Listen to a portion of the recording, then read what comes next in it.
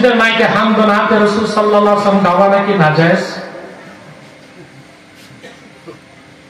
তো মসজিদের মাইকে প্রিয় ভাই সব হারানো বিজ্ঞপ্তি, ৭৮ বছরের এক বৃদ্ধ হারাই গেছে, গায়ে চামড়া ফর্সা, মাথায় টুপি, কোন হৃদয় গান যদি পান সন্তান দিবেন, এটা জায়েজ, কিন্তু হামনাত করা না জায়েজ। হামনাত করা যদি না জায়েজ হয়, তো কেউ মারা গেলে মৃত্যুর ঘোষণা দেওয়া জায়েজ হবে? তাকে ওটা বন্ধ করুন, ওটা করলে মৌলবিগিরি থাকবে না। কেন আশেপাশে ফতোয়া দিয়া ফিতনা ফাসাদ সৃষ্টি করে? মাইকের ক্ষেত্রে হুকুম যেটা ফাতোয়া, ওটা তো আপনারা কেউ মানেন না।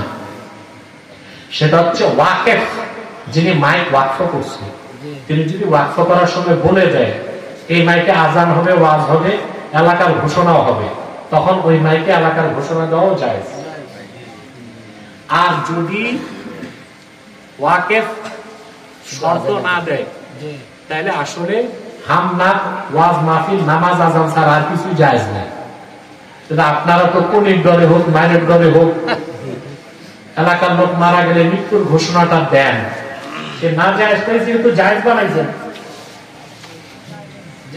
৭৮ বছরের বুড়া হারাই গেছে, এই ঘোষণাও দেন, জায়েজ না জায়েজটা করেন, সেখানে হামনার জায়েজ কাজ, এটা হয়তো সমস্যা হবে কেন? কোনো সমস্যা নেই। তবে মানুষের ঘুমে ডিস্টার্ব করা যাবে না, কষ্ট দেওয়া যাবে না, এটা খেয়াল রাখতে হবে।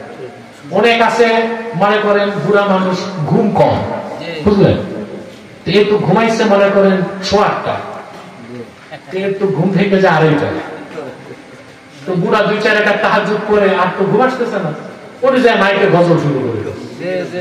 এতে দেখা যায় যে অসুস্থ মানুষ, শিশু, বাচ্চা, তারপরে বৃদ্ধ মানুষ, তাদের কষ্ট হয় না?